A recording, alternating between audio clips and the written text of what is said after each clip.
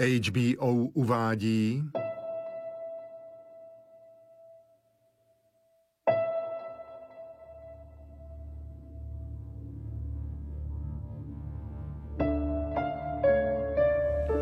Poslední klient.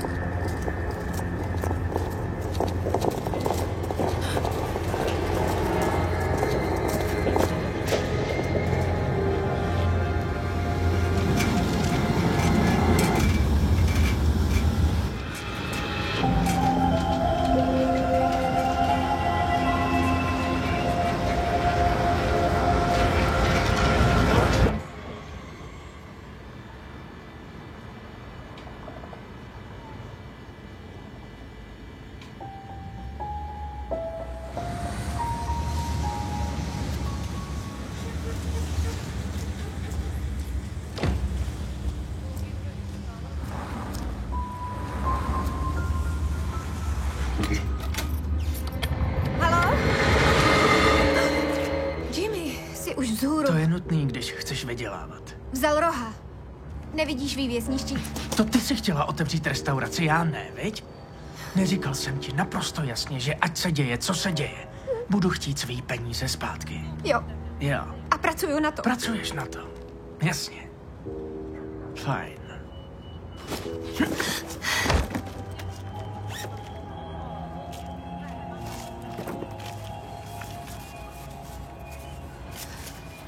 Chci ještě víc.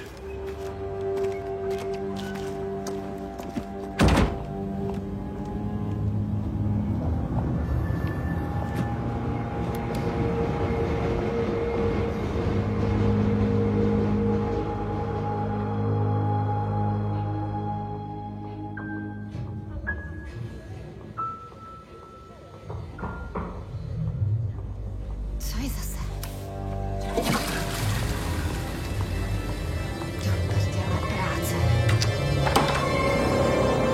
Co tady chcete?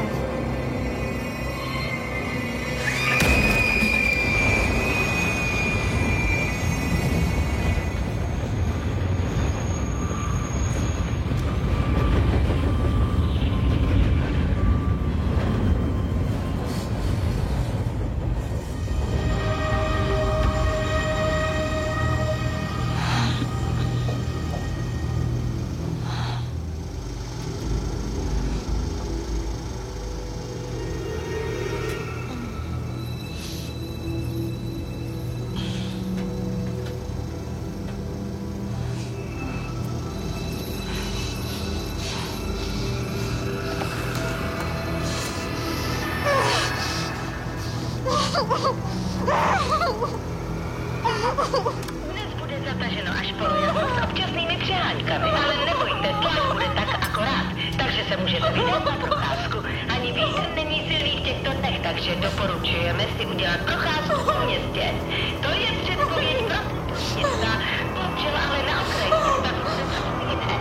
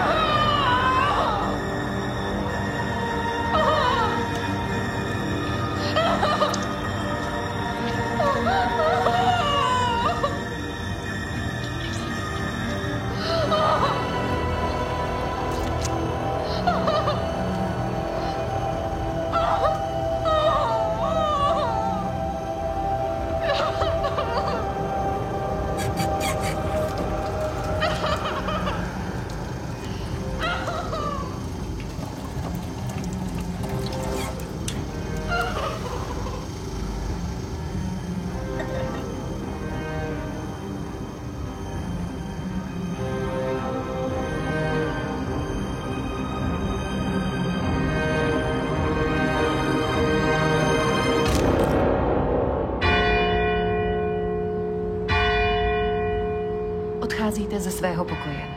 Pořád je noc. Vyjdete na chodbu, minete bratrův pokoj a jdete dál. Co vidíte? Ložnici rodičů. Dveře jsou otevřené. Oni spí. Táta má jednu nohu napůl svěšenou z postele. Je to místo, kde najdete bezpečí, když máte strach? Ano. Utěší vás? Obejmou vás paží? Táta. Máma spí vždycky tvrdě. Pak mě táta odnese zpět. Je silný. Máte pocit bezpečí nebo ohrožení? Bezpečí. Děkuji, Eriku, posaďte se.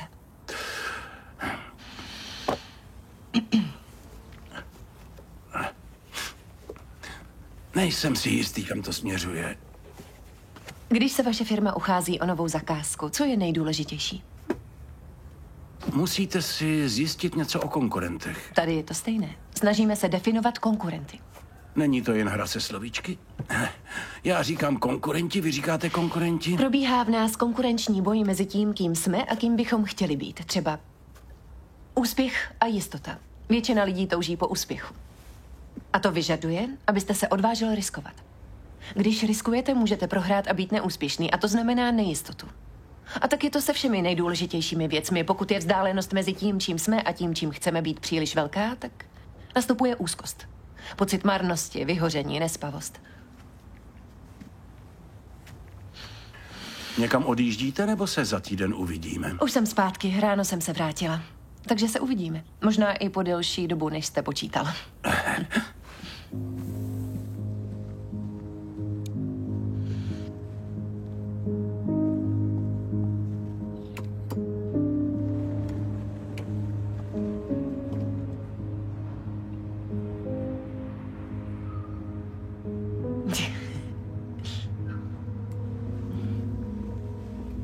Johene, jak vypadá zítřek? V 10 máte přednášku na univerzitě. Nový sál. A přiložila jsem plánek. Děkuju. A zítra jen jeden klient? Ano, já vím, že je to mrzuté, ale Rasmussen odřekl a jeden klient se přeobjednal. Mark Sidenius je nový? Ano. Mám ho přeobjednat? Není to ani slovo o tom, jaký má problém. Ráda o nich alespoň něco vím. Ano, chápu, ale nechtěl mi nic říct. Googlila jste ho? Ano, jediný Mark Sidenius, kterého jsem našla, zemřel před rokem. Ten to tedy nebude. Ne, můžu mu zavolat, že nové klienty nebere. Ne, to je dobrý. Tak zítra. Pošlu vám to i na Díky, mail. naschle. Zatím.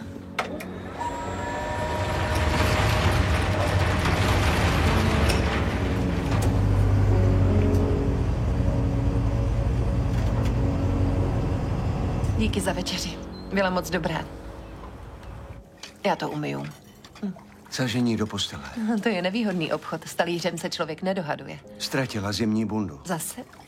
Jo, ukradli ji na tenisu. Když ji ukradli posledně, tak se našla v bistru.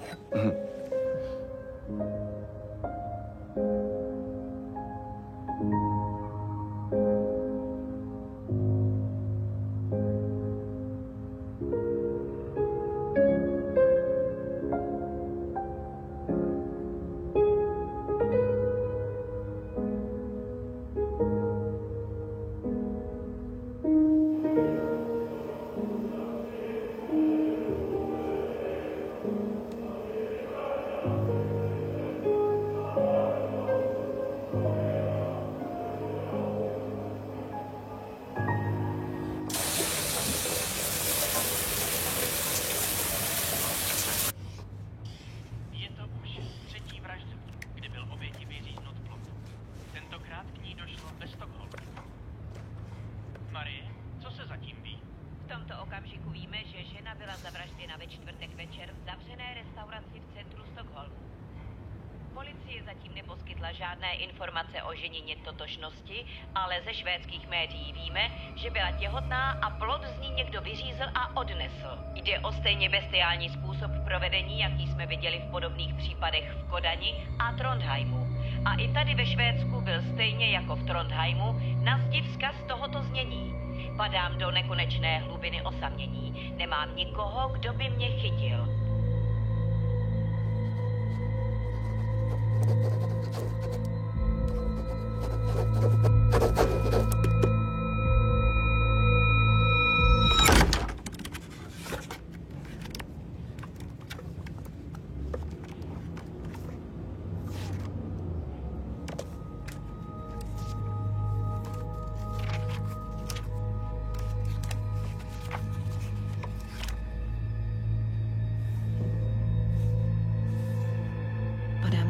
nekonečné hlubiny osamění. Padám do nekonečné hlubiny osamění. Nemám nikoho, kdo by mě chytil. Nemám nikoho, kdo by mě chytil. O tom jsem mluvila v Trondheimu. Píšeš si do deníku?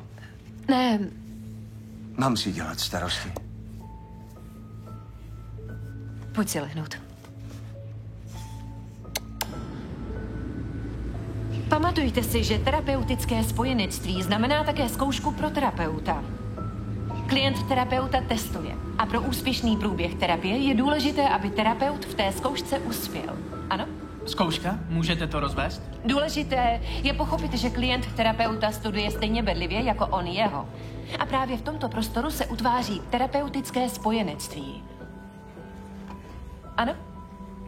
A jak v té zkoušce uspějete? To je velmi jednoduché. Vlastně ne, ovšem, že není. Ale důležité je, že terapeut reaguje jinak než primární pečovatelé, matka nebo otec, kteří zpravidla bolest způsobili. A v této souvislosti mluvíme o korektivní emoční zkušenosti. A korektivní emoční zkušenost tedy znamená, že terapeutovi se nabízí vytvoření důvěrné vazby s klientem. A tu si musíte zasloužit. Mimo jiné tím, že máte na zřeteli, že terapeut je klientův advokát, který musí vždy hájit klientovi autentické city.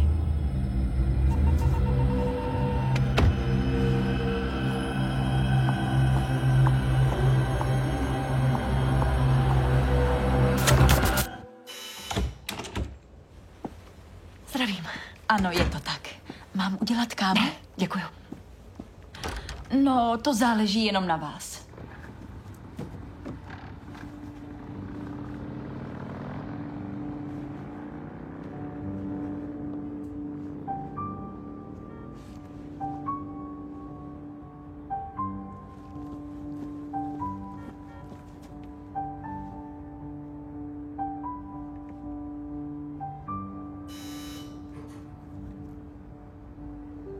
Dobrý den. Vy jste Mark? Ano. Vítám vás. Mám zaplatit předem? Jestli vám to nevadí, tak ano. V pořádku. Je to jako v McDonaldu. Tam se taky platí vždycky předem. Ano. Bude to kartou? V nejlepších restauracích se vždycky platí, až když jste po jídle. Jednou mě vzali rodiče do opravdu noble restaurace. Měli jsme 6 chodů se vším všudy. Tam platil táta až nakonec. Můžete beze všeho zaplatit až nakonec. To je dobrý. 1600? 700. Nejdražší psychiatrička v celé zemi. Někdy jsem to četl. Susan je psycholožka. Ale ta nejdražší. Kolik je tohle? Ukažte. 1550. Zbytek mám v drobných. 60, 80, 1700. Vy jste Mark? Ano. Pojďte dál.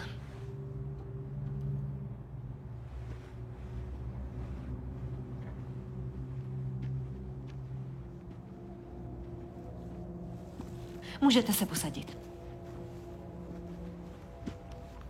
Nemám si lehnout? Ne, začneme v sedě.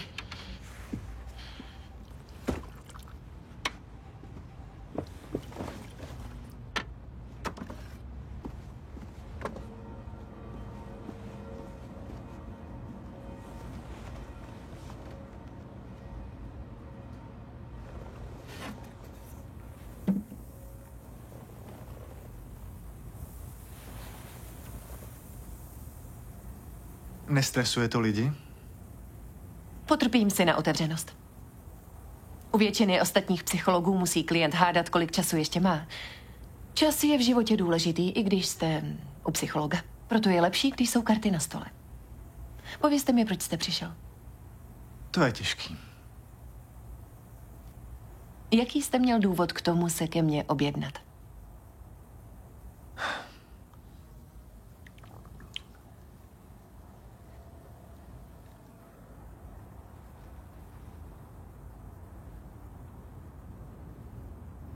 Chci zemřít.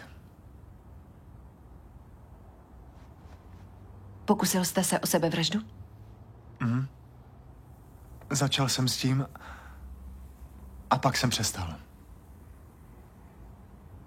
Jak je to dlouho?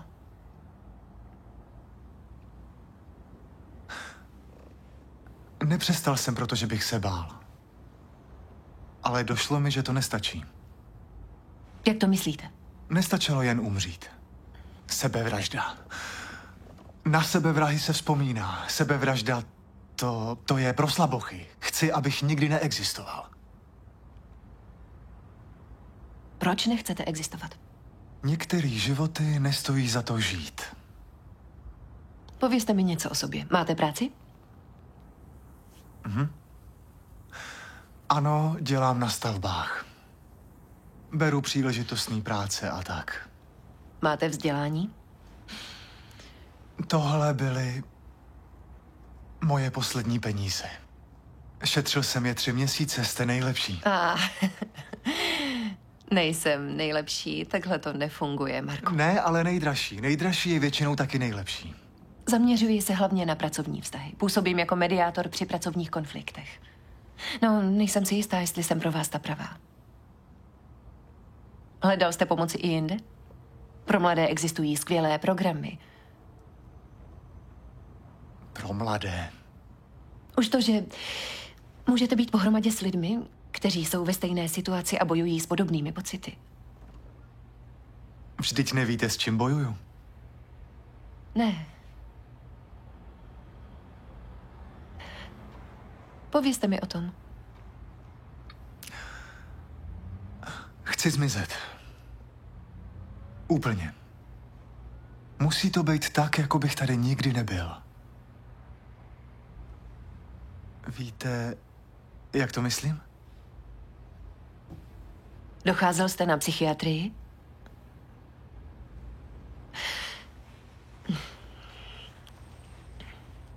Marku, nemyslím si, že bych vám mohla pomoct. Ne.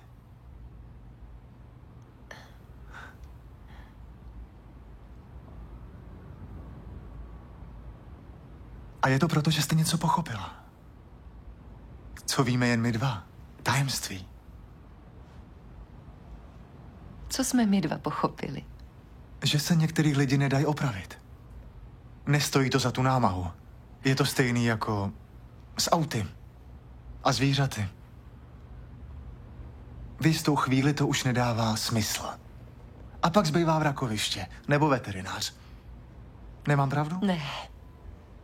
Ne. Tak proč mi nepomůžete? Zaplatil jsem jako ostatní. Ano, ale nemusíte nic platit. Nechcete ode mě vzít peníze? Chcete pomáhat jen těm úspěšným, těm, co je stačí postrčit, ale ne těm, co to potřebujou. Nemám s mladými tolik zkušeností. Nemáte dceru? Jak víte, že mám dceru? Máte víc dětí? Ne. Jiné děti nemám. Ale vím, že pocit marnosti může u mladých lidí být velmi silný, zvlášť po 20.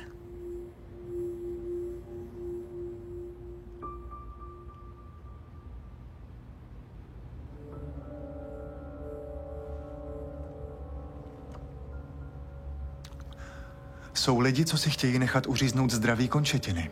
Ano. Ale to je vzácná porucha. Ale nepřipadají si úplný, dokud jim neuříznou končetinu. Slyšel jsem o ženě, co se chtěla nechat oslepit. Já se od ní moc neliším. Chci se vymazat. Vymazat? Hrajete hodně na počítači? Svět je hra. Jen není možný vyhrát. Abyste měl pocit, že jste vyhrál, co by se muselo stát? Abych mohl vyhrát? Ano. Kdybyste měl kráčet životem vítězně, co by to vyžadovalo? Aby mě matka a otec milovali. Kde jsou vaši rodiče dnes? Už tady nejsou. Ale stejně je to jedno. Když rodiče nedokážou milovat, když vyrůstáte bez lásky, tak je zbytek života jako věčný pád do nekonečné hlubiny osamění. A nemá vás kdo chytit.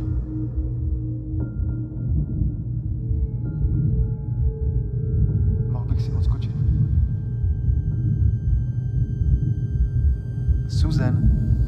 Ano. Ano, je to... Záchod je tamhle.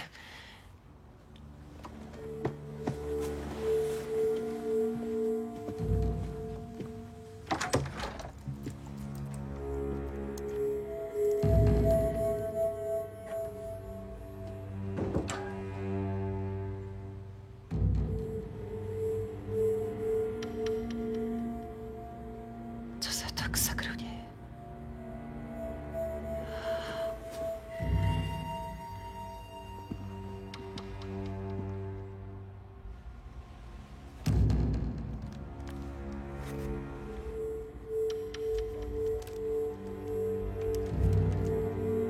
Salzbergen.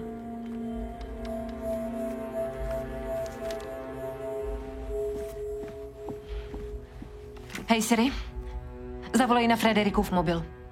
Volám na Frederikův mobil. Dovolali jste se Frederiku Hartmanovi, Rémer Kepetu. Zanechte vzkaz, anebo mi raději pošlete SMS zprávu a já se vám co nejdříve ozvu. Děkuji. Ahoj Frederiku, to jsem já. Děje se tady něco divného. Vypadá to na velký malér. Marku? Budeme muset skončit o něco dřív. Moje dcera volali Vaše mi. dcera? Má trochu teplotku a hned utíkáte. Můžeme se domluvit na příští týden, jestli chcete. Peníze vám samozřejmě Nechci vrátíme. zpátky peníze, chci tu hodinu, kterou jsem si zaplatil. Hezky se posaďte. A není to ani celá hodina. Je to jen 45 minut, takže máme už jen 40 Moje minut. dcera je nemocná. Vaše dcera může půl hodiny počkat. Já jsem na tohle čekal věčnost. Řeknu vám to na rovinu, necítím se bezpečně. Z jakého důvodu? Co dělá moje jméno na lístku na trajekt? Lezete mi do věcí? Prosím, odejděte. Jestli neodejdete z mé kanceláře, zavolám pro pomoc. Oba zůstaneme tady. Johene? Mám nárok na svou půl hodinu. Zaplatil jsem si nejdražší psychiatričku v Jsem zemi. psycholožka, ale potřebujete spíš psychiatra. Chcete říct, že jsem blázen? Ne každému dokáže psycholog pomoct. Myslím, že byste se měl obrátit na svého lékaře. My jsme hotoví, Johene! Ta už tady není. Jsme tu jen my dva. Johene by nikdy neodešla dřív než Sedněte si, Susan. Začneme v sedě. Johene! Johene! Kde je? Už tady není.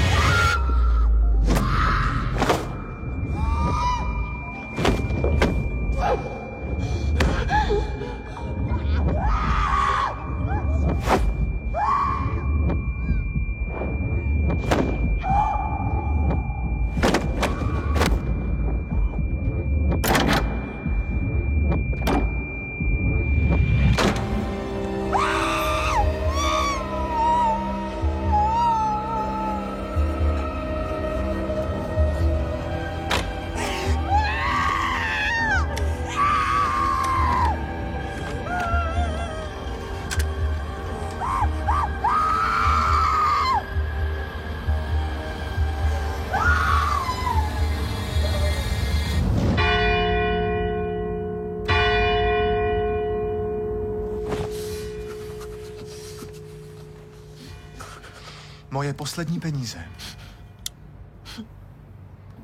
Teď ani nevím, jestli to ještě chci. Uzavřeme dohodu.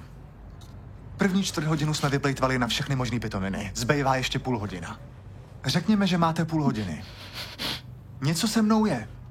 Jestli mě dokážete zachránit, tak vás ušetřím. Jo? Ale jestli budete křičet, nebo se pokusíte zdrhnout,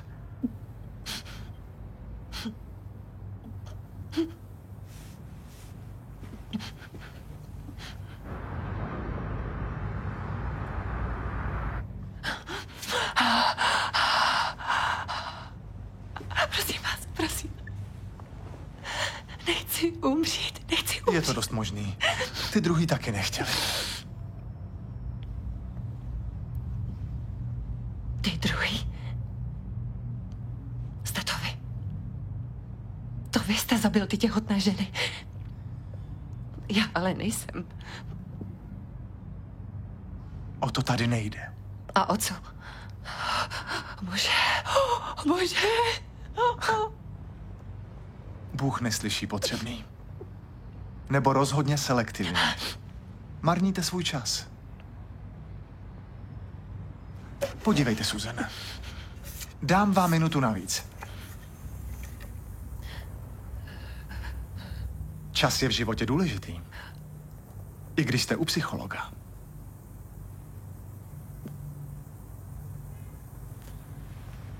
Takže začneme s terapií?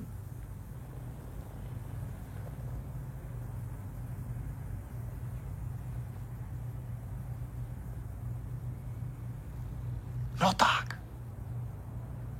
Já nemůžu. Já nemůžu.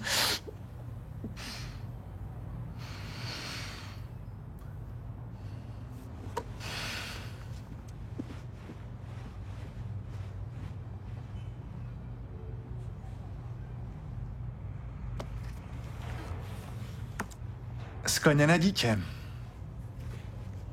To jste napsala? Terapeutické metody v léčbě zanedbávaného dítěte. Prodávala se dobře? Jak traumata z dětství ovlivňují klientovu současnost? Nechcete to ani zkusit? Co můžete ztratit? Traumata z dětství zanechávají zřetelné stopy na pacientově těle, psychice i duši. Paměť je prchavá, pokud... Je to těžké, když jsem svázaná.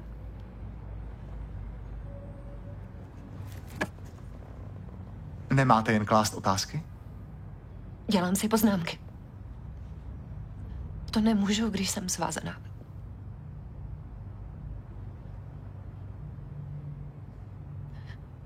Máte nůž. A já sedím tady. Ani se nepohnu.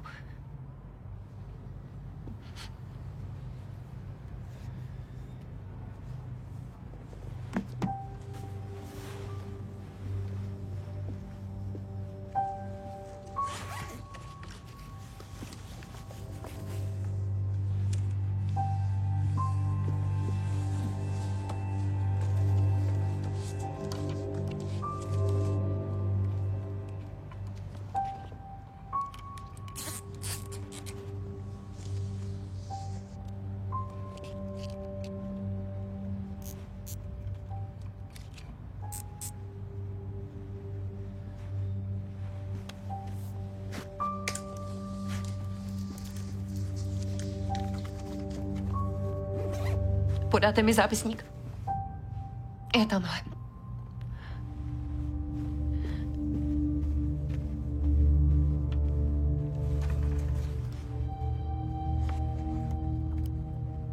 Fyzický kontakt ze strany otce. Nevýrazná, možná depresivní matka. Vybírá si ženy, které ho odmítají. Ne. Kdo je to? Erik Abrahamson. To nebude nic hroznýho. Táta ho měl rád a mamka byla smutná. Teď je v balíku a letí na chladný ženský. To vypadá na první pohled jako luxusní problém. Můžu to zkusit?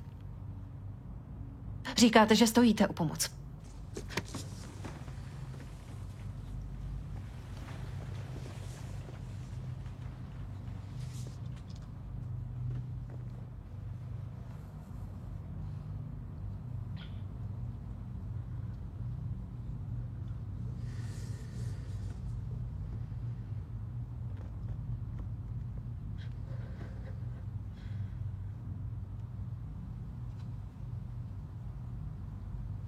Proč nic neříkáte?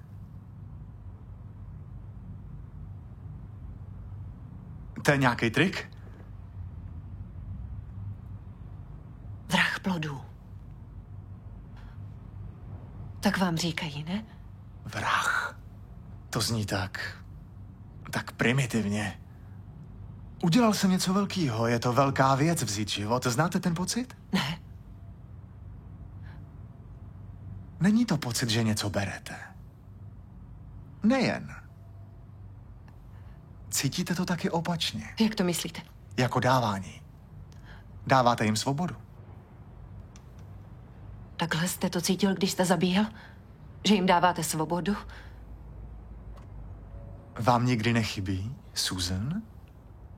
Svoboda zmizet? Pocit, že jste osvobozená ode všech chyb? Já jsem nic neudělala. Taky mě hodláte zabít? Co je potřeba, abych vám to vymluvila?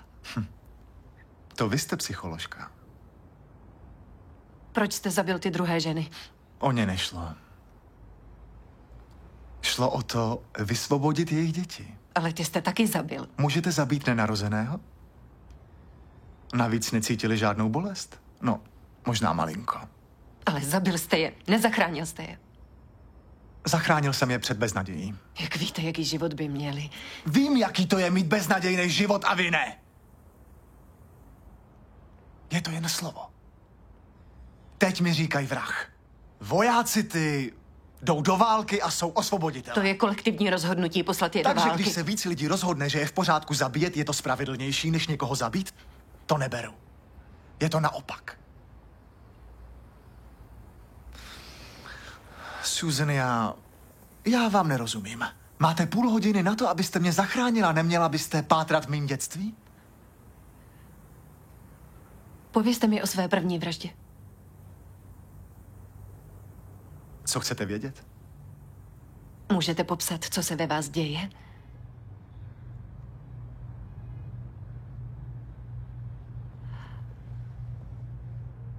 Položte se na gauč a zavřete oči.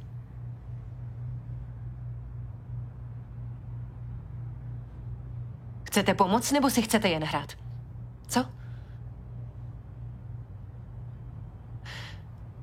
Chcete si to jen vychutnat?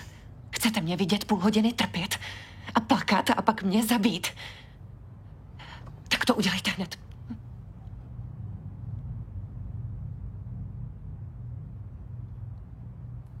Jste jiná. Buď podstupte moji terapii, nebo udělejte to, co jste si naplánoval. Co po mně chcete? Chci, abyste se položil a zavřel oči. A já vás povedu zpátky.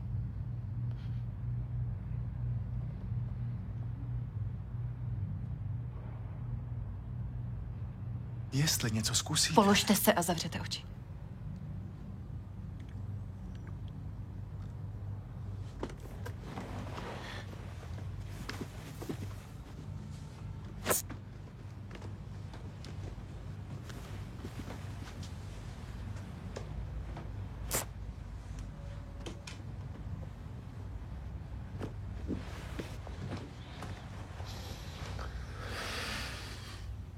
Dobře.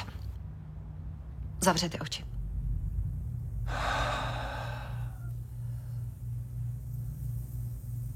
Jste malý chlapec. Jste malý chlapec, jehož život zcela závisí na dospělých. Co vidíte? Bratra. Mladšího brášku. Je mrtvej. Rodičům se nedařilo mít děti, něco se pokazilo. Umřel po týdnu.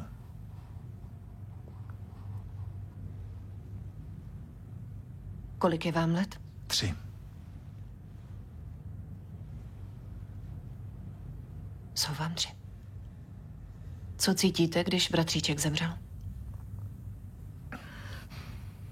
Nenávidím ho. Proč? Protože umřel a teď bude můj život horší.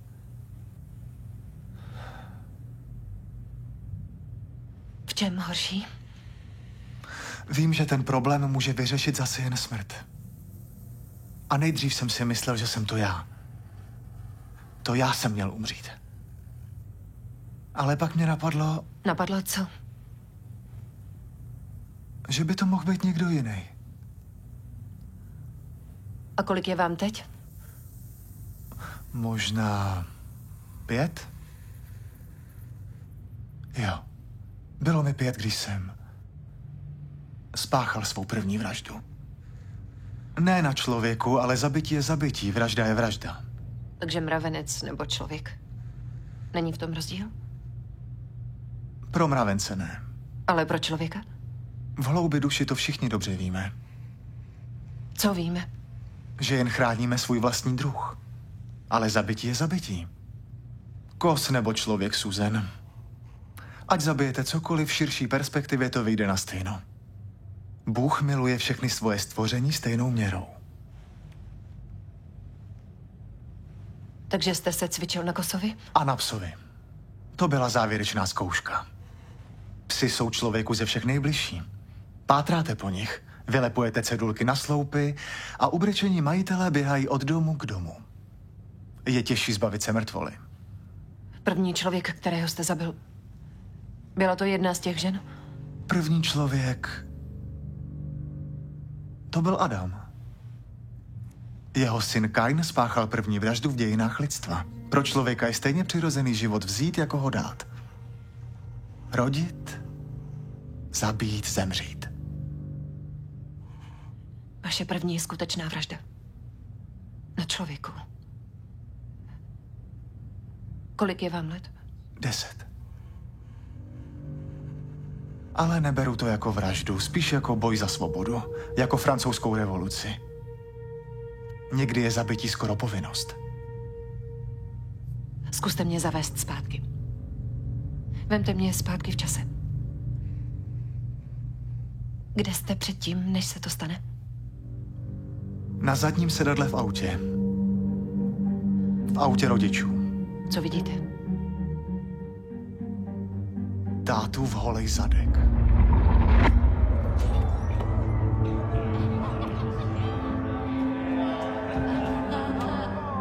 Táta se vždycky ožral víc než máma, i když toho vypili stejně. A co vidíte teď? Vysokozdvižný vozík na konci ulice. Vozík?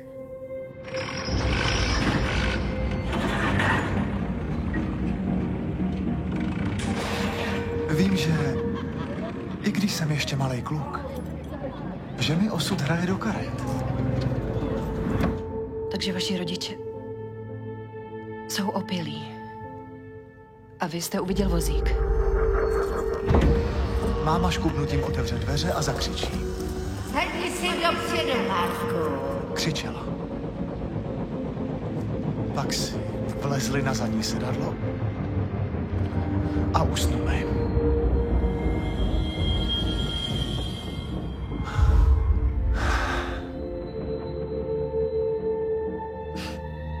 Plán byl jednoduchý.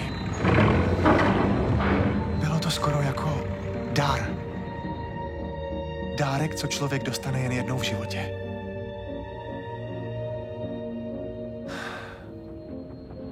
Opatrně jsem uvolnil ruční brzdu.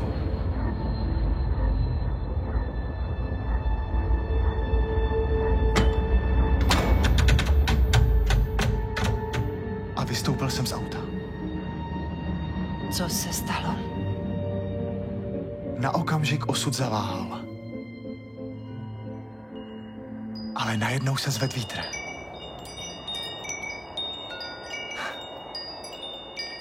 Jakoby Bůh stál při mně.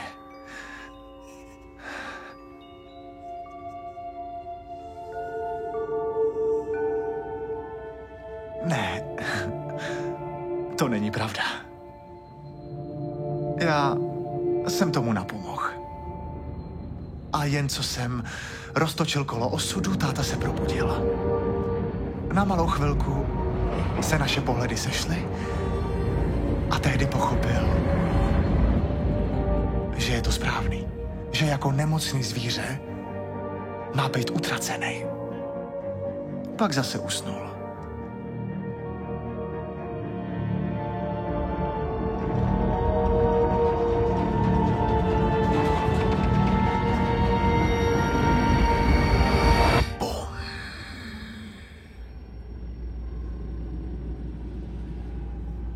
Táta bojoval pár dní v nemocnici, než to vzdal.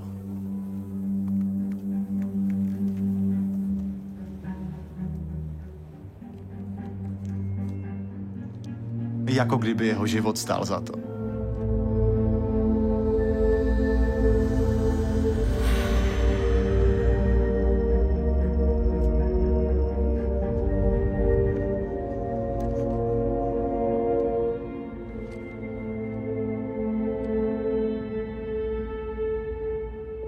A co udělali s ubohým sirotkem? Policajti mě odvezli na stanici.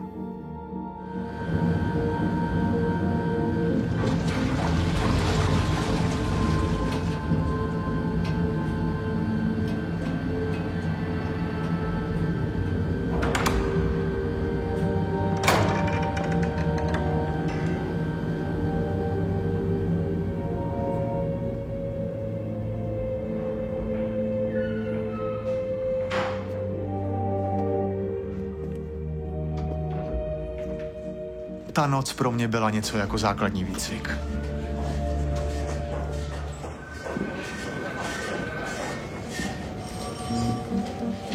Tu noc jsem zjistil, že s důkazy a technickými stopami je to jako se vším.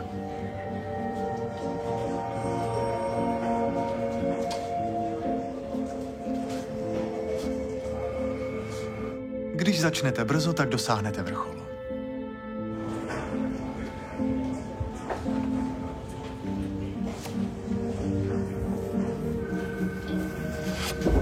Byli důkladní. Měli podezření, že došlo k trestnímu činu. Takhle nějak policie uvažuje. Dozvěděl jsem se 2 věci. 2 věci, co si od té doby nesu sebou.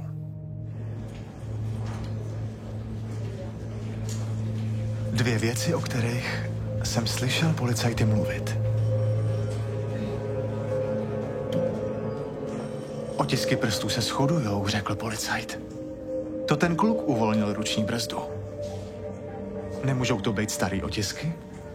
Nemohl si ten kluk někdy před tou nehodou hrát v autě? Ty otisky byly z levý ruky.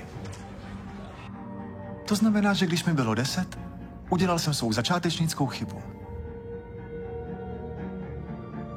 Většina lidí začne moc pozdě. Spáchají nějakou vraždu v afektu, když jsou dospělí. Jenže je dopadnou.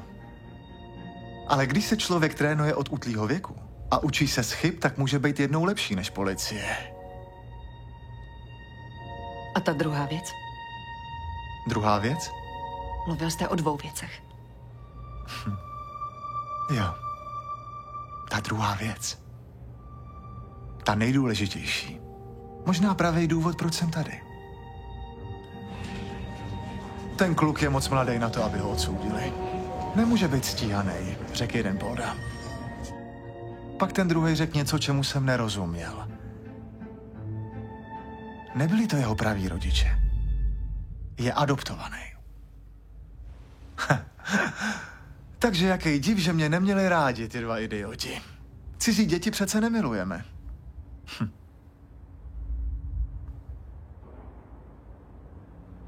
Přišla jste na to, jak mě zachráníte? Máte trauma z opuštění. Pokud je člověk opuštěn... Jedna z nejhorších věcí, co se může stát. Říkal jsem si, kdo mě odložil? Tu informaci můžete dostat teprve v 18. Věděla jste to? Ne, ale tak to je. Stál jsem o svých narozeninách v kanceláři, dostal jsem jméno. Moje skutečná matka se mezi tím vdala, možná chtěla hodit svůj zločin za hlavu.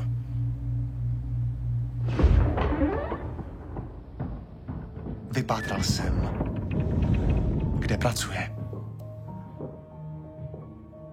Celý den jsem čekal před jejím pracovištěm.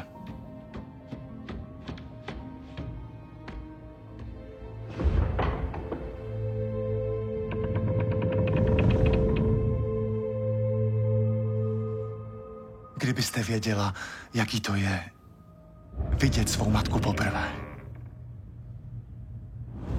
Pozná mě? Nikdy předtím mě neviděla. Sledoval jsem ji do knihkupectví. Možná to bude láska na první pohled. Vygooglil jsem si, ale skutečnost je vždycky jiná. Zatímco mluvila, uvažoval jsem, co jí řeknu.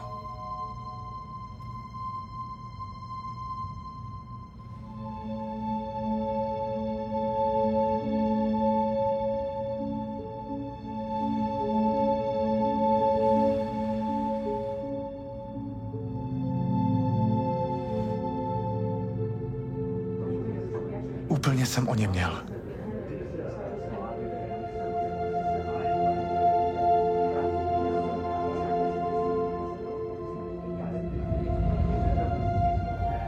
A pro koho to bude? To si řekla.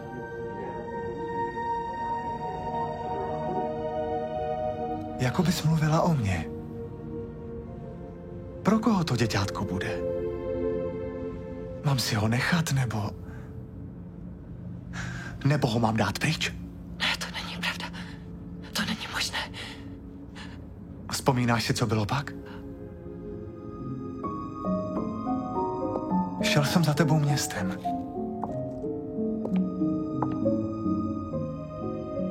Několikrát jsem byl u tebe tak blízko, že jsem mohl ucítit tvou vůni. Vůni matky.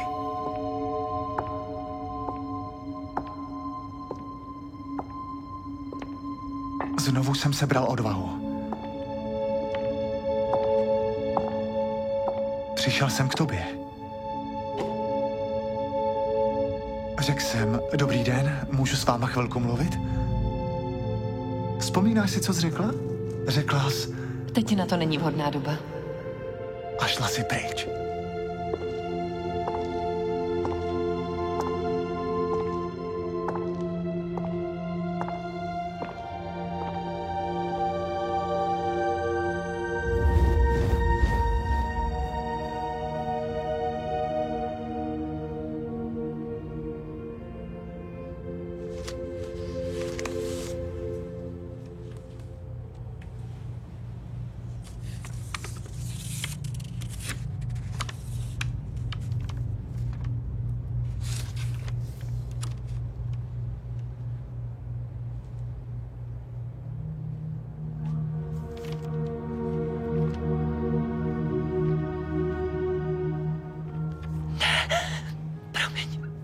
Byl jsem zvědavý, jaký budou tvoje první slova.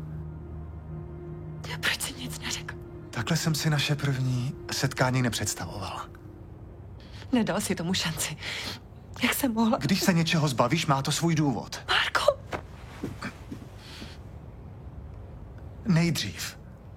Nejdřív jsem se pokusil vzít si vlastní život. Nestačilo to. Umřít nestačí. Někdy nestačí jen umřít.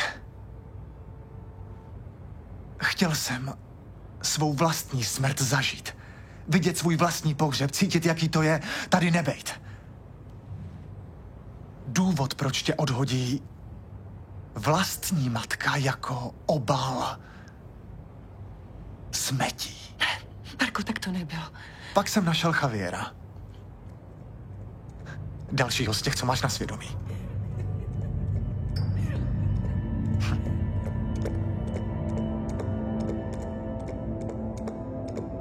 Javier byl baťuškář. Milej kluk. Ze Španělska. Trochu osamělej. Dali jsme se do řeči. Nabít se mu, že u mě může přespat. K tomu, abych všechny přesvědčil, že jsem mrtvej, jsem potřeboval zúhelnatělý tělo. Jenže policie je důkladná. To jsem se naučil v 10 letech. Jestli policie podle něčeho dokáže identifikovat zúhelnatělý tělo, tak je to chrup. Ale Javierovi zuby...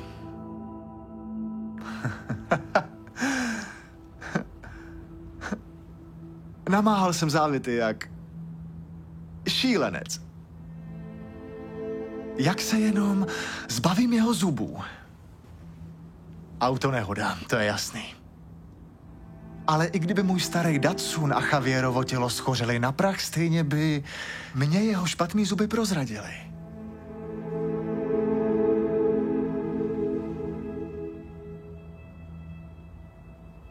Víš, co jsem udělal?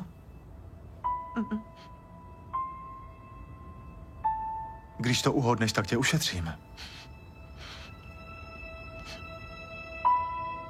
Správná odpověď je, že jsem místo toho vymazal stopy svých vlastních zubů. Zabralo mi to pár hodin v noci. Odstranit poslední biologické důkazy své existence.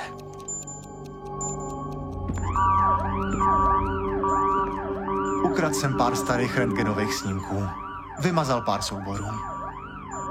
Kolik návštěv u zubaře to bylo? Možná tak 4-5, než mě vyrazili ze školy.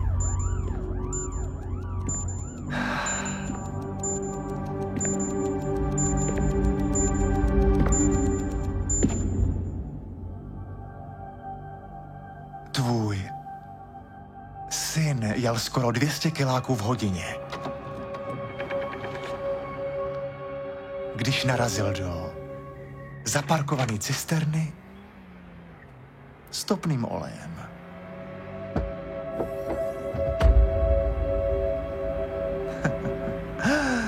Měla jsi vidět tu explozi.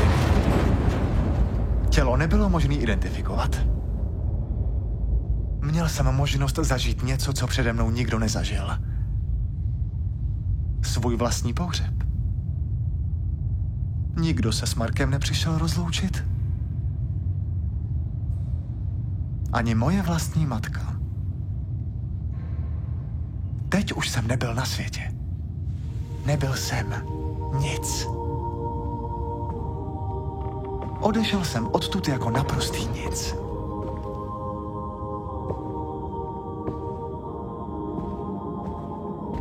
A pak se to stalo. Vznesl jsem se. Znovu jsem se zrodil jako bůh opuštěných, ochránce nemilovaných. A s každým krokem, co jsem udělal, s každým mávnutím křídel, jsem cítil svou sílu. Už jsem nebyl člověkem, byl jsem obránce nenarozených, mstitel opuštěných. A teď jsem přišel za tebou. Svou pozemskou matkou. Říkali, že je to dobrá rodina. Souhlasila jsem jen, když to bude dobrá rodina.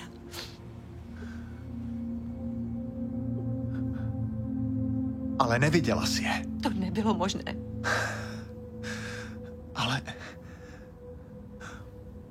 Ale ojetý auto si projedeš na zkoušku, než si ho koupíš. Lidi si prohlídnou novej dům 3x, 4x, než se rozhodnou, ale svěřit svý dítě nový rodině, to uděláme se zavřenejma očima ve slepý Nevěděla díře. jsem to.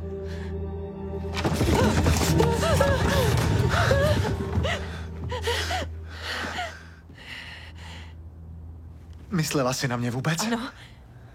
Samozřejmě, že myslela. Lžeš. Ne, Marku, opravdu myslela. Rozeznám i tu nejmenší lež. Víš, jak tu schopnost získáš? Stejným způsobem jako se zajíc naučí slyšet liščiny tlapky na kilometry daleko.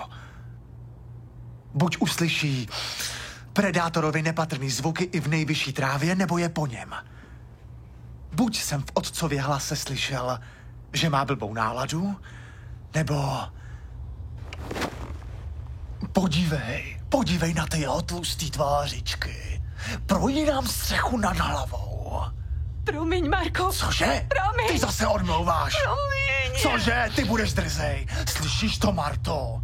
Mladej už zase odmlouvá. Máma říká, že to nemyslíš zle. Tak.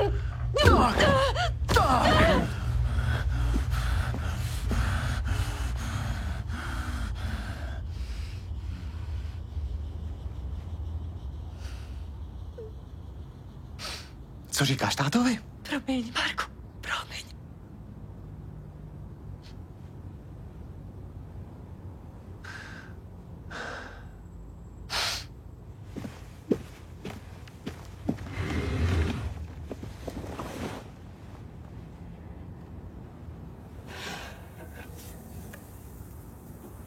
Moc času už nezbývá.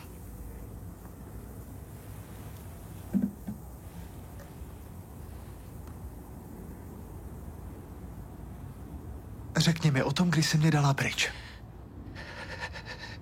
Co chceš slyšet? Co to bylo za den? Středa? Neděle? To si nepamatuju.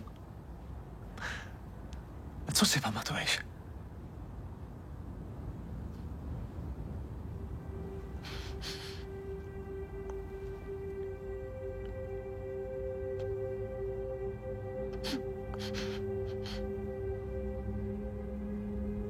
Pamatuju si tátu v pohled.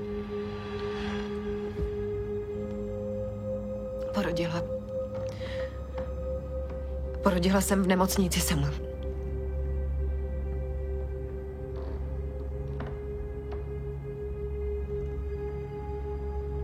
A pak jsem odjela taxikem domů. S tebou.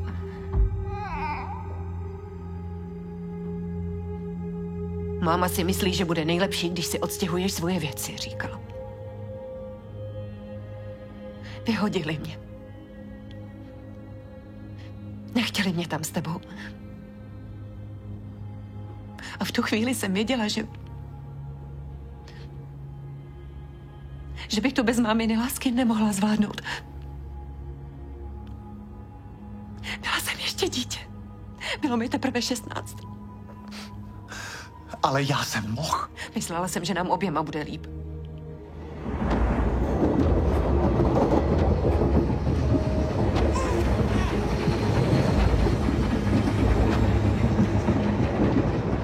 A tak jsem to udělala.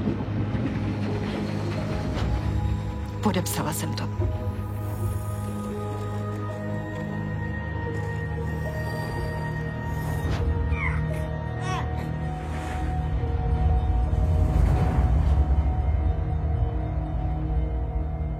A láska tvý matky? Nikdy jsem ji neměla. Došlo mi to příliš pozdě. Máma mě měla ráda jen, když jsem byla taková, jakou mě chtěla. Ne pro mě samotnou. Nikdy pro mě samotnou.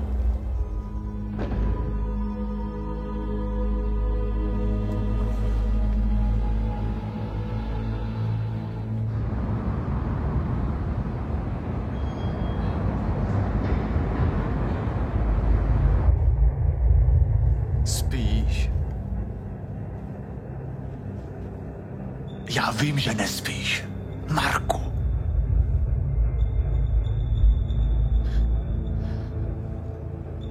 Tátu neoblavneš, Marku.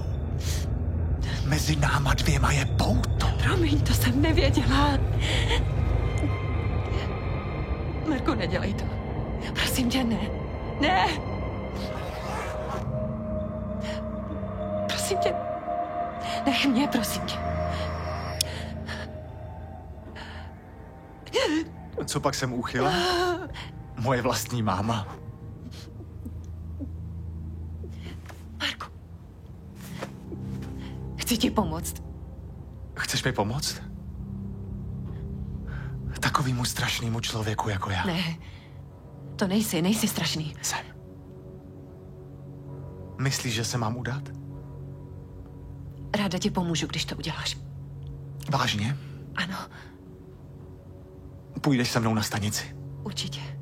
Slibuju ti to, udělám cokoliv. Když jim zavolám, tak s nimi promluvíš? Řekneš jim, jak to je, že bys chtěla oznámit vraždu? Ano, samozřejmě.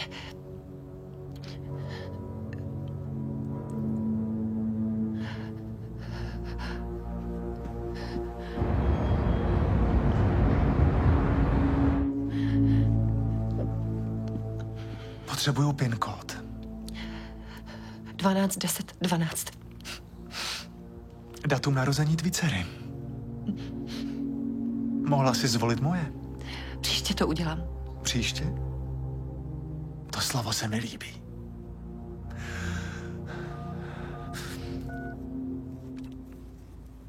Dovolali jste se na tísňovou linku 112. Nezavěšujte. Tísňová linka? Chtěla bych ohlásit vraždu. Odkud voláte? Haló? Chtěla bych ohlásit 3 vraždy.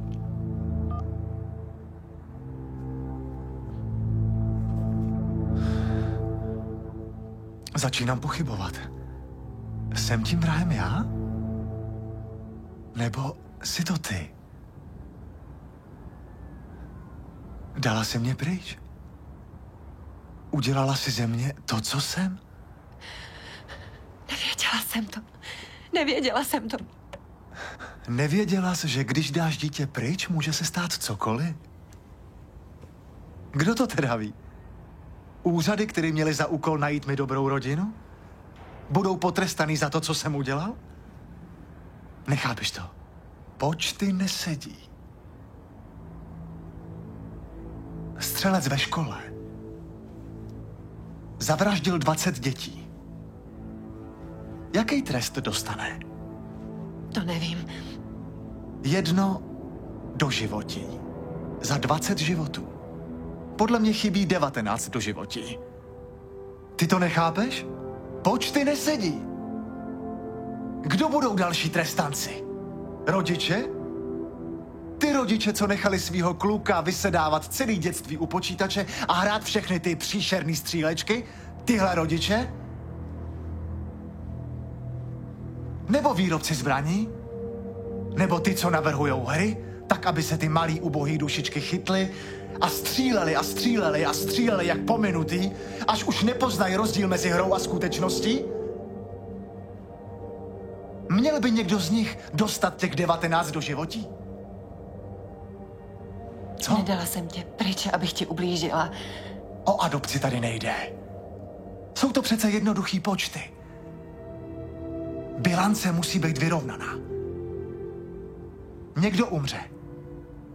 A někdo za to musí zaplatit. Kdo je viník? Ty nebo já? Já nevím. A co ty nevinný ženy? Ty, co jim byl vyříznutý plot. Kdo vedl nůž? Byl jsem to já? Nebo ty? Která hodila svoje dítě lvům? Co odpovíš v den, až budeš stát před svým soudcem? A soudce se zeptá, cítí se obžalovaná vina? Promiň.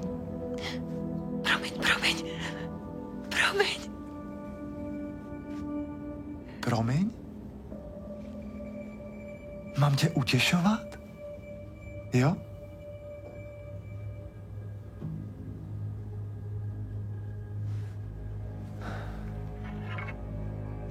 Na.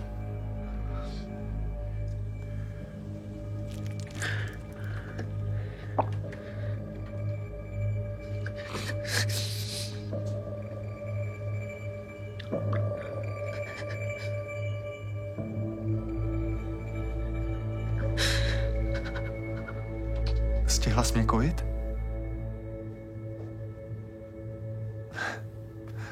Jak dlouho? Týden. Kdybych věděl, že to bude tak krátký, víc bych si to užil. Snažil bych se, abych si to pamatoval, ale nepamatuju si to.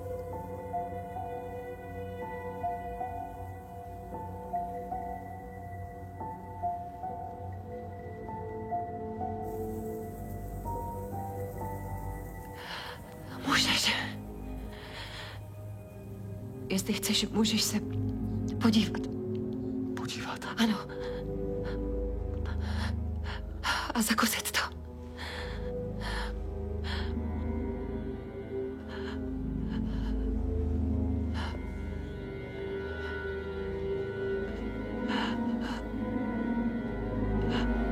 Pojď. Moje milované dítě.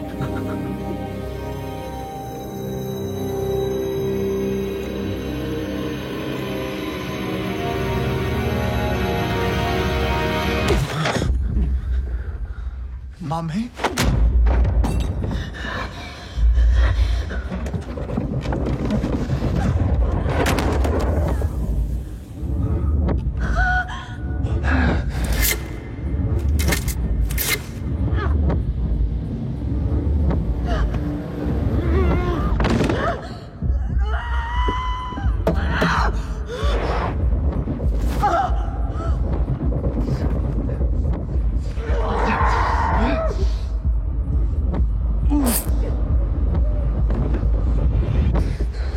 Měla jsi mě zabít, když jsi měla příležitost.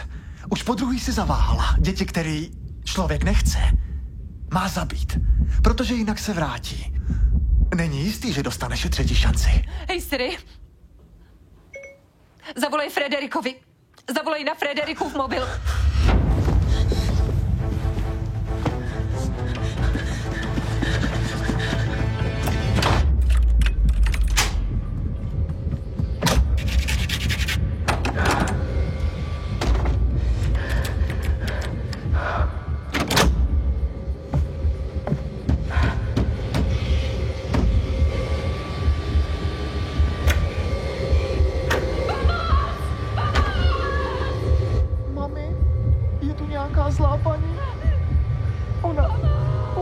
o mě.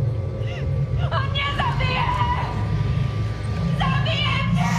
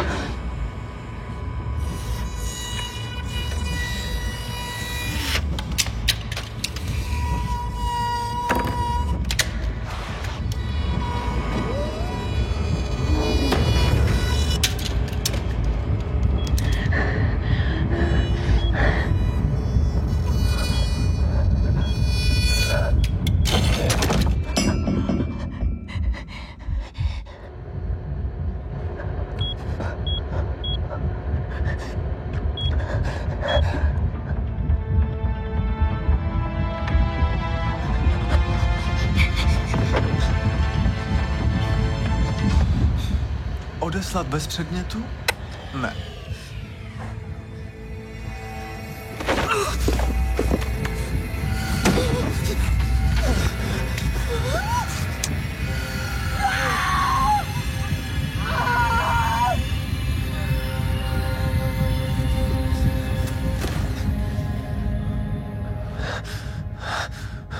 Chceš vyprávění na dobrou noc? Byla jednou jedna maminka. Měla 2 děti. Holčičku a chlapečka. Holčičku velmi milovala. Ale chlapce si cenila tak málo, že ho dala nějakým cizím lidem, co šli náhodou kolem. A tak se jednoho dne chlapec rozhodl, že děvče mamince ukradne. Ne. Jo. Ne. Jo. Tak to v těchto příbězích bývá. Vždycky. Nemilovaný chce matce ukázat, jaký to je ztratit. Ztratit všechno. A tak syn mamince dceru vzal. Podívej. To je ona. Rebeka. Ahoj, Rebeko. Ahoj. Znám se s tvou maminkou. Přišel jsem tě vyzvednout. Tak pojď se mnou. Pojď se mnou do auta. Jsi unavená? Tak ti ten příběh dopovím zítra.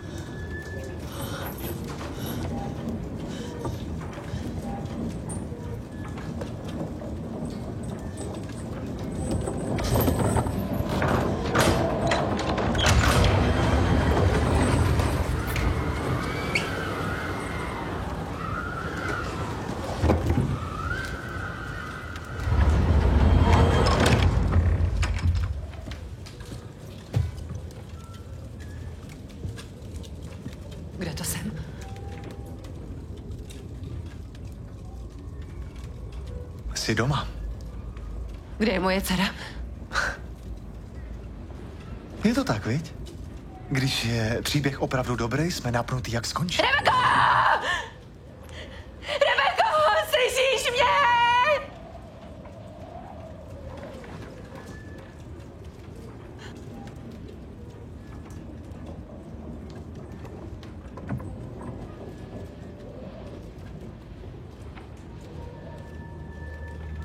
Ne.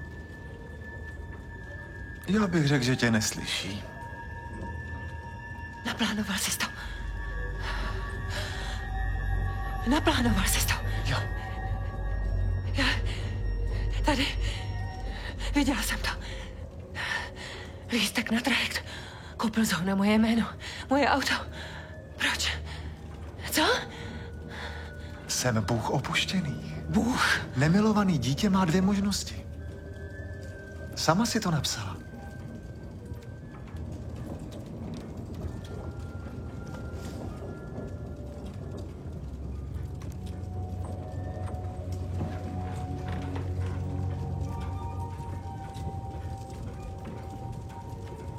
Opuštěné dítě si může také vytvořit grandiozní obraz sebe sama. Ukážu vám, že jsem hoden lásky.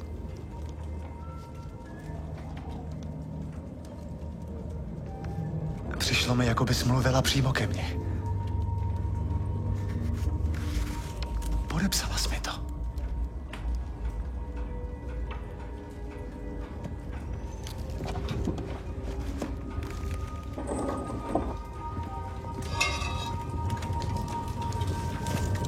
Vím, jaký to je umřít.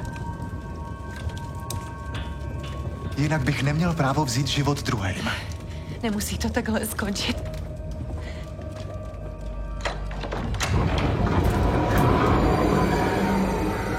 Život mojí sestry.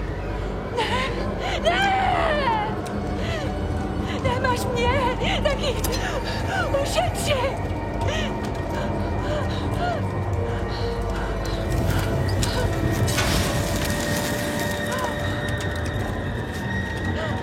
Marko! Ne! Marko! Rebeko! Utéč! Rebeko! Utéč!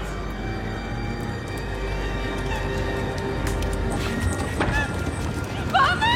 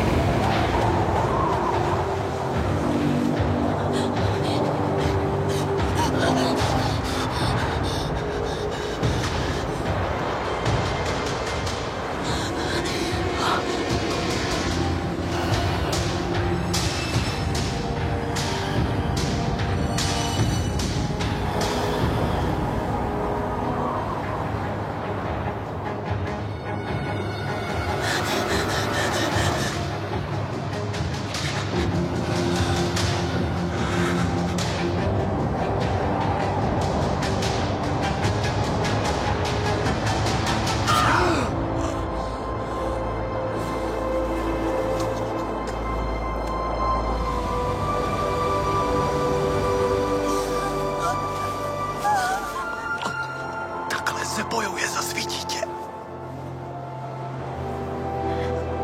Nemáš ji! Nemáš ji! Vidíš to? Zapomnění. Je tam dole. Ve vodě. Odnesen do moře. Do nicot. Jakoby tady člověk nikdy nebyl. Marko! Marko! Nemilovaný dítě. Umře každý den mnohokrát. Tohle to nic není.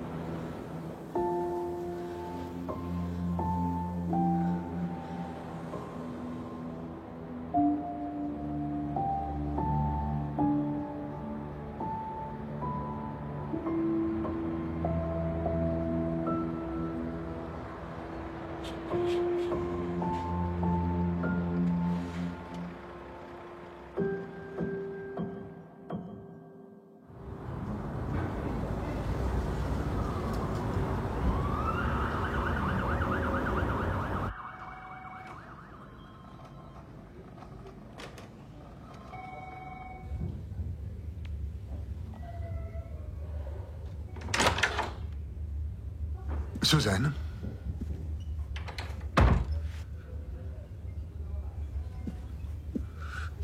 Tak co? Chovali se k vám hezky? Mrzí mě, že nám to pár dní trvalo, než jsme přijeli. Museli jsme něco dořešit. Chtěla bych vidět manžela a dceru. Vaši dceru? Říkala jste, že ji unesl, nebo předstíral, že ji unesl. Je to tak, že ano? Ano, aby si mě otestoval. Otestoval? Ano. Ohledně čeho? Ohledně mojí lásky a chtěl zjistit, jestli to v sobě mám. Chtěl vidět, jak bojuju o její život. Takže ten váš syn Mark, kterého jste dala k adopci a který zahynul při nehodu autonehodě. fingoval. Vždyť jsem to... Říkala jsem to tolikrát, proč se mnou zacházíte, jako bych spáchala něco hrozného. Byla jste v nemocnici a směla jste si zavolat? Jednou! Ale jsem si jistý, že chápete, Susan, že v takových kauzách, všichni se bojí, aby neudělali chybu. Důkazy, výpovědi, ctíme předpisy. Ctíte předpisy? Byla jsem unesena. A teď se mnou zacházíte jako se zločincem. Nabíráte mi DNA, snímáte mi otisky. Vaše otisky prstů byly na sklenicích, co se našly v chatě s těmi plody.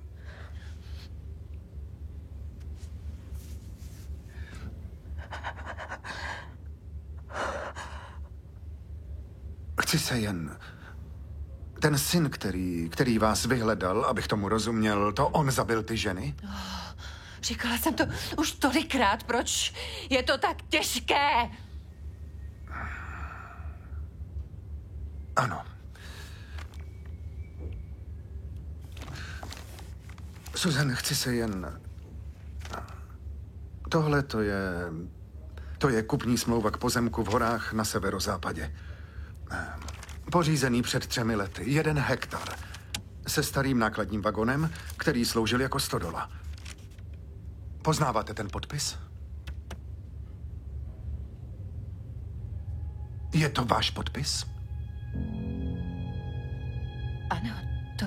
Vidíš, mami? Je to tvůj podpis, ne?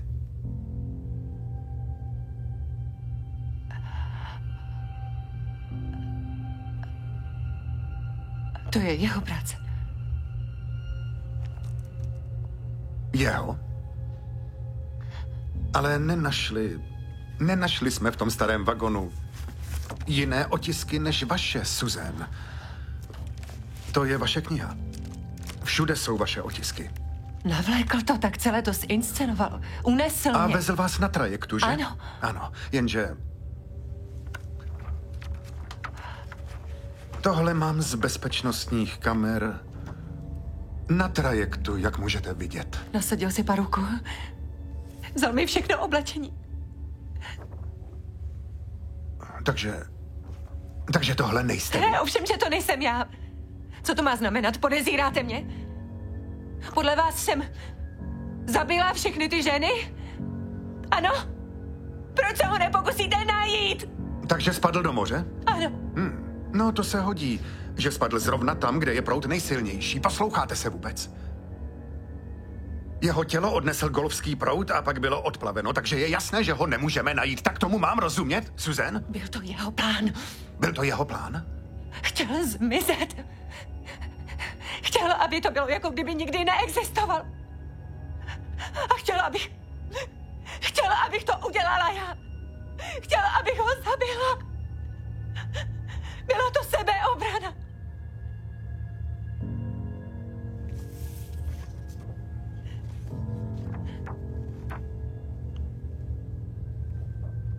Tohle byla taky sebeobrana? Já nevím, kdo to je. Nikdy jsem se s ní nesetkala. Byla jste minulý týden ve Stockholmu? Susan, na místě činu byla nalezena vaše DNA. Policie našla vlas. To není možné. Vaše sekretářka pojala podezření. Bylo to tak?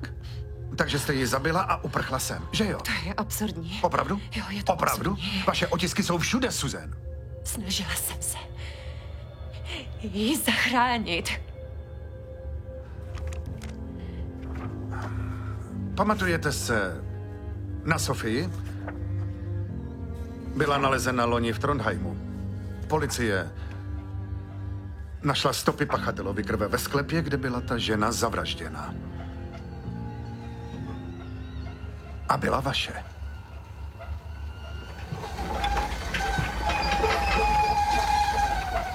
Byla jste loni v Trondheimu na konferenci.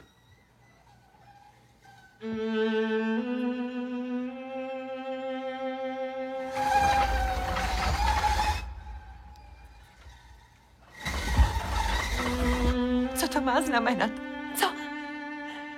Co se děje?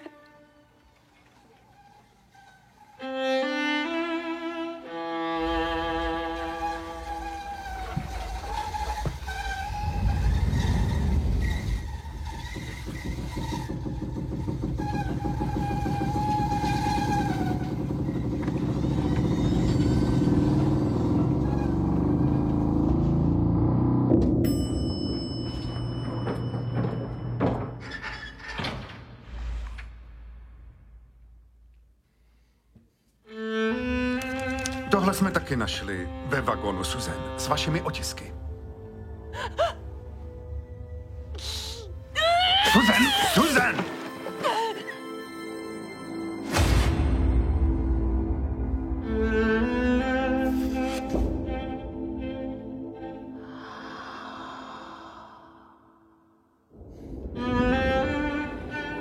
A co ten nápis na zdi, Susan? Napsaný krví oběti. Padám do nekonečné hlubiny osamění. Byla to slova z vašeho deníku. Vaše vlastní slova napsaná už před lety. Našli jsme váš deník. Susan?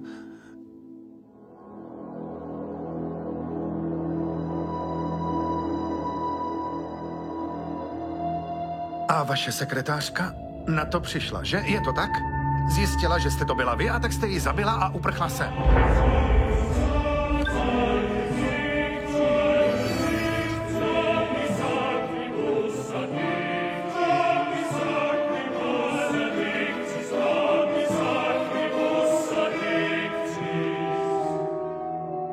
Policie našla stopy pachatelovy krve.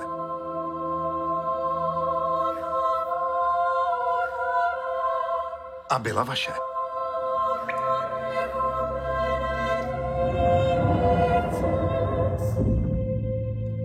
Zažení do postele. To je nevýhodný obchod. S talířem se člověk nedohaduje. Ztratila zimní bundu. Zase?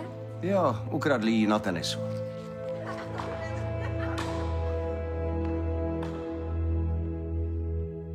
S důkazy a technickými stopami je to jako se vším. Když člověk začne brzo, může dosáhnout vrcholu. Vaše otisky prstů byly na sklenicích, co se našly v chatě.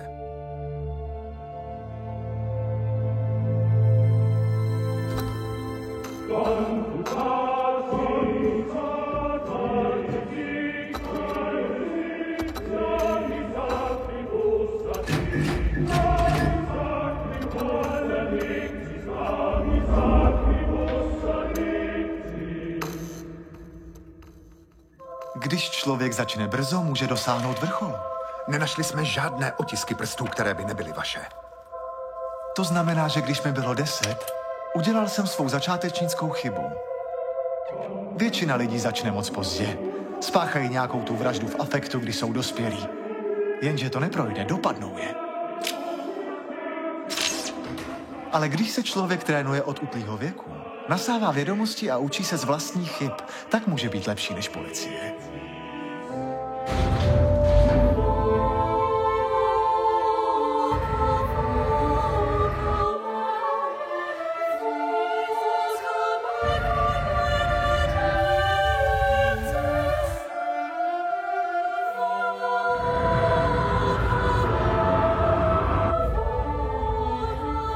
zavolal, promluvil, abys s nima? Chtěla bych ohlásit vraždu.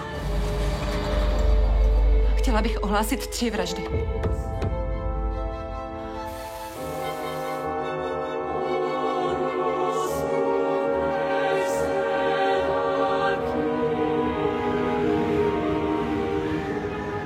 Nechápeš to? Počty nesedí. Kdo je viník? Ty nebo já? A co ty nevinný ženy, ty, co jim byl vyříznutý plot? Kdo vedl nůž? Já? Nebo ty, která si hodila svoje dítě lvům? Co odpovíš v ten den, až budeš stát před soudcem? A soudce se zeptá, cítí se obžalovaná vina?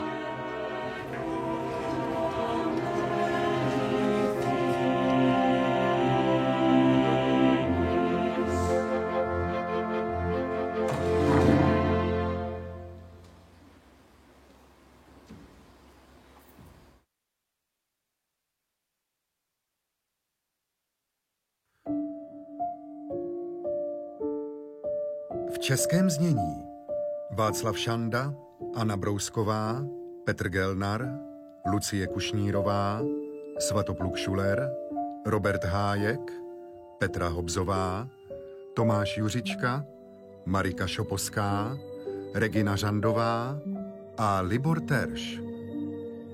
Překlad Helena Rejšková, zvuk Michal Páleníček, produkce Sonja Oulová, dialogy a režie Filip Artur Kiulpekidis. Pro HBO vyrobilo Ajuno v roce 2023.